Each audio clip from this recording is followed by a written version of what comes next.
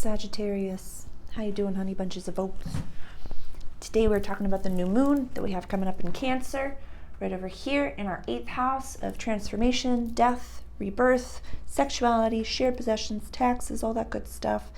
And this video and reading, the grid is for Scorpio rising, not Scorpio rising, for Sag rising, but can be watched by Sag sun as well as Sag moon. So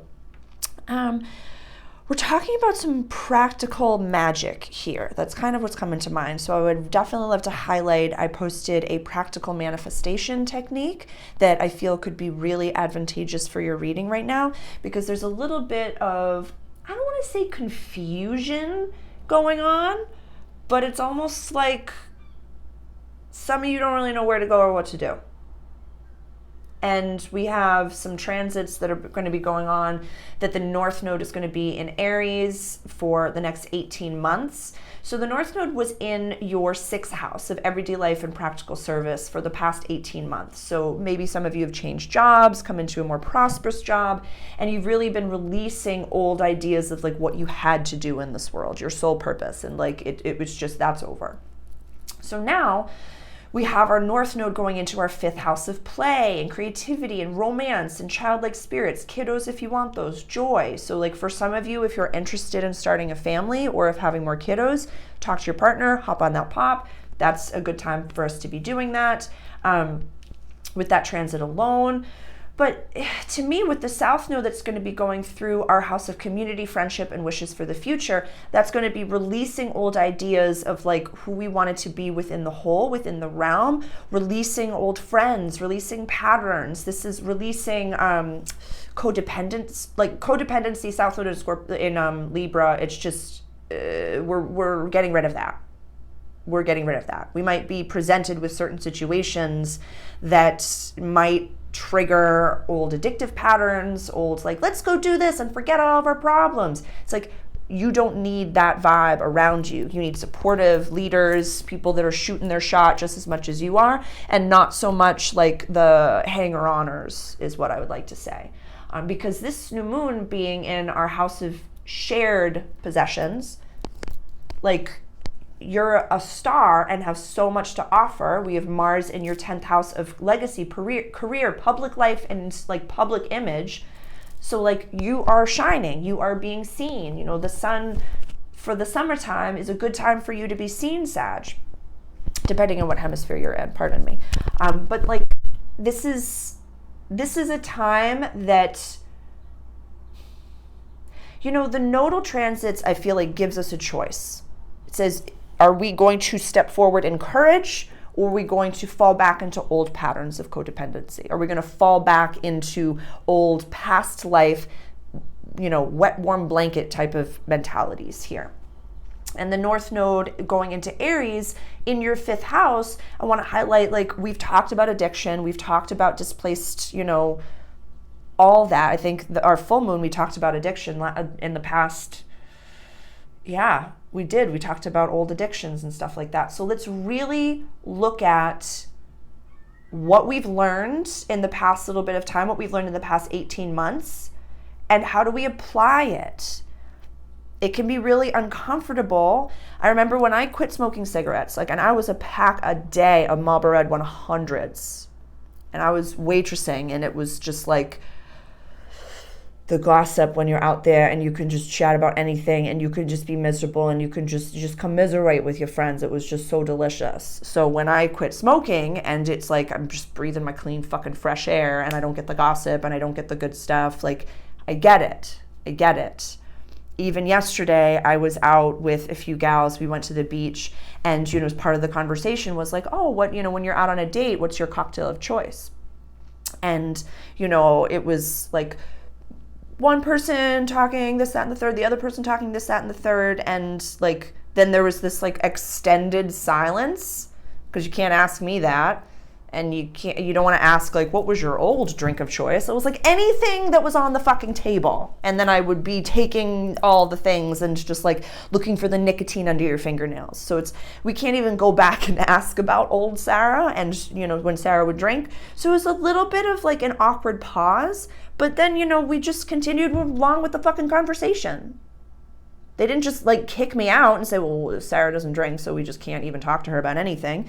It was just, there wasn't the stage for that slice of cake of the conversation, and then we just moved on with our lives. So know that although it might be awkward for other people, Sag, for you not to do the things that you used to do, it might make them uncomfortable because you're in your power. That's literally it. That's literally it.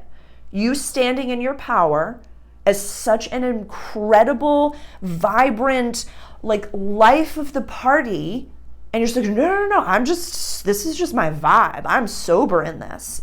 You don't have to not go. You don't have to not show up. You can't just like, it was an incredible moment. An old like elementary school friend. We were sitting just having coffee for a moment. We just bumped into each other. And it was one of those moments that I just casually referenced, like I don't drink anymore. And they just go like, well, what do you do? Where do you go? Where do you go? I was like, I do anything I want, just sober. Do anything I want, just sober and not buckled. That's literally it. I just go anywhere and do anything. But then it's like a little bit of a, it can be because you're stepping outside of the paradigm and you're creating a new. I still do this. I sit down at a bar and I'm like, I will have a Pellegrino as well as a shot of espresso, and I don't drink alcohol, I'm sorry. And then I myself as a waiter will have a table that is not drinking alcohol, and I'll be like, well, there goes part of my tip, like there's just so much the money that I could have made there. But it's just like, Sarah, your money finds you. Your money finds you. Don't listen to that thought. Don't listen to that thought. So, yeah, Aries. Aries is talking. Aries is talking. I don't have the good tape, so I normally say palabras certas, but right now I'm just going to say, Sarah, just go to the building center and buy new tape. But yeah, our 5th house. But, that's where the node is going to be transiting. So definitely the North Node, what are the healthy activities that we can do? What are the healthy things that we love to create that are playful? What is healthy romance? If we're in a relationship, what is it that we can do with our partner that is not about substances? I know so many people where one partner is sober and one partner is not. They still have a beautiful, thriving relationship. And it's respectful and it's lovely. So making sure that we're a part of communities that really nourish our full expression of ourselves, and knowing that we're safe to set those boundaries. Maybe asking for, it's about community, but also like, I literally visualize all of us just like buying acres and acres of land and like starting compounds with the people that we love in our lives. So like, I want to think of you or sharing a job or a career or an apartment building or whatever it may be that is happening in your 8th house, whatever's going on in your 8th house as far as transformation, death, rebirth, the Phoenix house.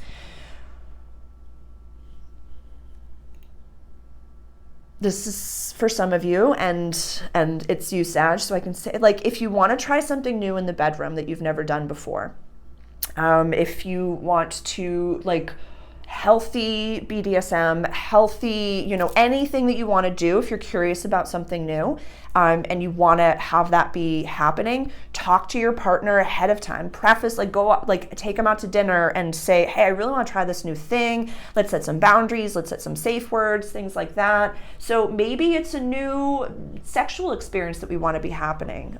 Maybe we want to like deep dive into like Tantra. Maybe we want to meditate with our partner, find new ways of exploring each other's souls. That's exciting. Yeah, or getting together with our community or maybe with our roommates or our friends and just saying like, hey, let's do a group meditation. Or, I had a client session the other day where they were talking about how, they're sober, and this is something that's new for their lifestyle, but they don't highlight it, soapbox it. They still show up at the parties and they still go out dancing with their friends that are maybe drinking, and they still listen to the stories and they do all of those things. So it's But what I had recommended to them, and something that you can maybe take from, is invite them into your space. Invite them into, hey, I'm gonna go to the beach and just do some finger painting and just do some dancing under the sun. Like, if you wanna come, it's gonna be sober for me. Do whatever you wanna do, but like, I would love to share with you what I do in my new healthy space. And you don't have to just preface with like sober and healthy and stuff like that. Just say, hey, if you wanna come along, this is what I'm doing. You continuously show up to their events, but as your full self, as the full expression of the Sag. So invite them into your sacred space to say, hey, this is how I vibe, and I don't need any of those other things.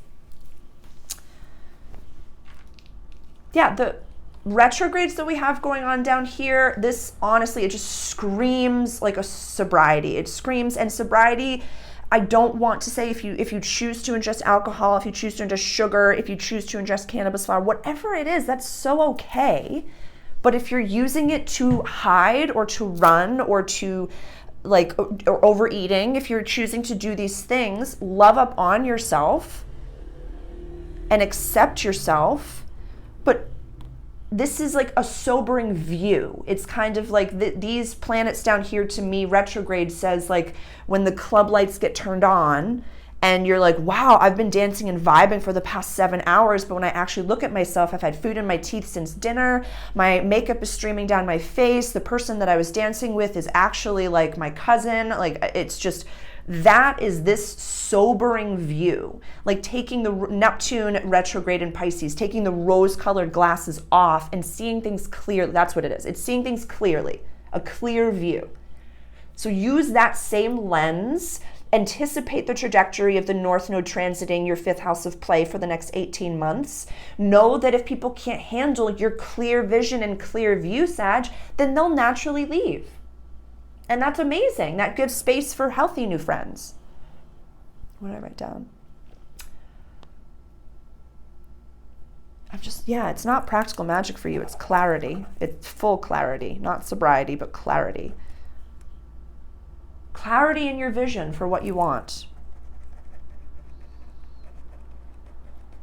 Sag, I'm really proud of the work that you've done. And this is like, opportunities will come when you are as clear as you possibly can be out in the world. Does that make sense? I think so. Call me if you need anything. My email address is below, and I'm happy to set up a one-on-one session with you and really just give you some tools and some tricks as to how to verbalize your new boundaries in a way that doesn't keep people out. It says, this is what I can offer you now. I know, I used to get buckled with you, and I used to do all these things over here, but this is all I can do now. We'll see you in a few weeks.